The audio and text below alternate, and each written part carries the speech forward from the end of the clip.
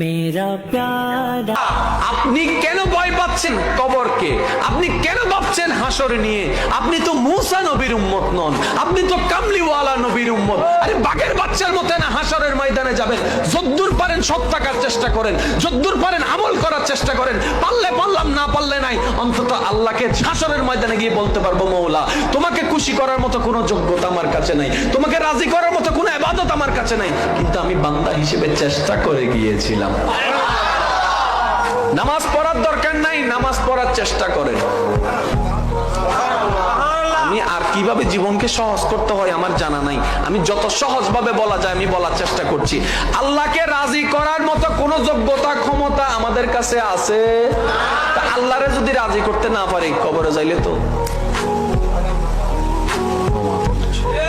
কবরে যাইলে কি মায়ের মায়ের, কবরে যাইলে কি হাসরে গেলে, যদি আল্লাহ রাজি না হয়, তা আল্লাহকে রাজি করতে গেলে তো কোটি বছরও পারবো না। সেজন্য দোয়া করবেন, আল্লাহ তুমি রহমান, তুমি গফফার, তুমি সত্তার। তোমার এত বিশাল জান্নাতে আমাকে ছোট্ট একটা জায়গা দিলে কম হবে না। আরো জোরে বলেন না রে ভাই।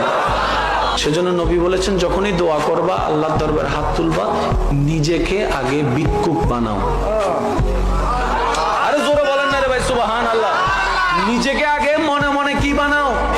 ভিক্ষুক বানাও। রহমতের দরবারে ভিক্ষুক হিসেবে দাঁড়াও।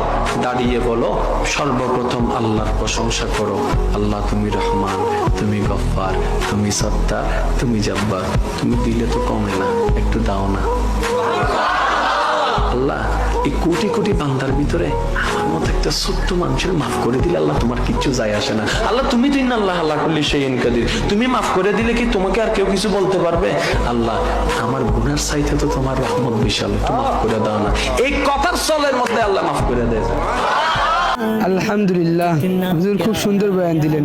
আল্লাহ তাআলা আপনাকেও মানা তৌফিক দান করুক, আমাকেও মানা তৌফিক দান করুক। ওয়া আখিরু দাওয়ানা আলহামদুলিল্লাহি রাব্বিল আলামিন। আসসালামু আলাইকুম ওয়া রাহমাতুল্লাহ।